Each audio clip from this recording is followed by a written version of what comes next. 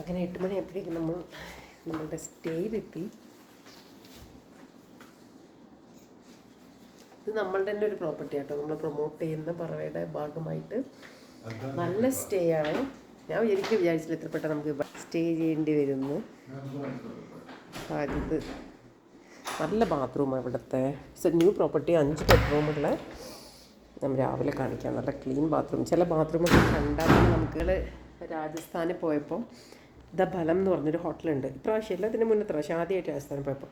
അപ്പോൾ ബലം എന്ന് പറഞ്ഞ ഹോട്ടലിൽ പോയിട്ട് അടിപൊളി ബാത്റൂം.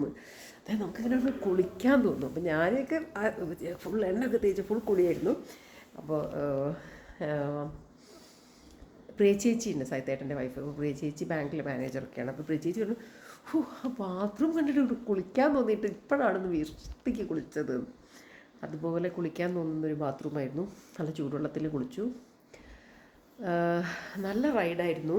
ഇങ്ങോട്ട് നമ്മൾ 7 മണിക്ക് പുറപ്പെട്ടിട്ട് ഇപ്പോൾ 8 മണിക്കല്ലേ ഇവിടെ എത്തിയത്. നമ്മൾ കാന്തല്ലൂർ പോയത് നല്ല എക്സ്പീരിയൻസ് ആയിരുന്നു.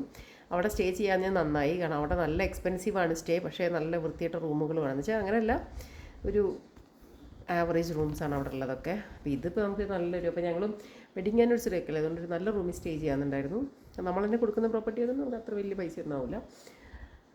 ഈ വീട് ഫുള്ള് ഇവിടെയാണ് നമ്മൾ സ്റ്റേ ചെയ്യുന്നത്. ഇതൊരു വെരി ബിഗ് റൂമാണ് ഉണ്ടാവുക. അപ്പോൾ സാധനങ്ങളൊക്കെ ജസ്റ്റ് ഇവിടെ വെച്ചിരിക്കുകയാണ്. സാഹചര്യത്തിൽ പുറത്ത് പോയി. ഇത് അപ്സ്റ്റെയറാണ്. ഇതൊരു വലിയ ഏതൊരു പൈസക്കാരൻ ഉണ്ടാക്കിയൊരു വീടാന്ന് തോന്നുന്നു. പക്ഷേ ഇവിടെ സ്റ്റേ ഒന്നുമില്ല. വേറെ 5 ബെഡ്റൂമാണുള്ളത്. മുകളിൽ 3 ബെഡ്റൂമും താഴെ 2 ബെഡ്റൂമും ഉണ്ടോ. ഇതിൻ്റെ പുറത്ത് നല്ല വെൽ മെയിൻറ്റൈൻഡ് ഗാർഡനൊക്കെ ഉണ്ട്. അങ്ങനെ കോണി ഇതൊക്കെയുള്ള ഏരിയ. നമ്മൾ ഈ റൂമിലാണ് സ്റ്റേ ചെയ്യുന്നത്. താഴെ പോകുമ്പോൾ താഴെ കാണിക്കാം നിങ്ങൾക്കൊക്കെ. ഇവിടെ ഇത് ബൈസൺ വാലിയിലാണ്. നല്ല എന്താ പറയുക, തീരെ റഷില്ലാത്ത ഏരിയയാണ്. ഞങ്ങൾ മൂന്നാർ ടൗണിലായിരുന്നു ഇത്രയും നേരം. ഒരു മിനിറ്റ് പോലും ഇവിടെ നിൽക്കാൻ പറ്റില്ല. അതുപോലത്തെ കൺജസ്റ്റഡ് വണ്ടിയുടെ കൂക്കിയും വിളിയും ആളുകളും ബഹളുമാണ്. നമ്മളെ സംബന്ധിച്ച് അൻകോയറ്റ് സ്ഥലം വേണമെന്നില്ല. കാരണം ഞങ്ങൾ ഓൾറെഡി അങ്ങനത്തെ സ്ഥലത്താണല്ലോ. പക്ഷേ ഞങ്ങൾക്ക് പോലും കുറച്ച് നേരം നിന്നപ്പോഴത്തേക്കും അയ്യോ ഇവിടെ രക്ഷപ്പെട്ടാൽ മതി എന്നായിപ്പോയി.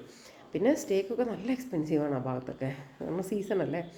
അത് വെച്ച് നോക്കുമ്പോൾ this is really good and the best.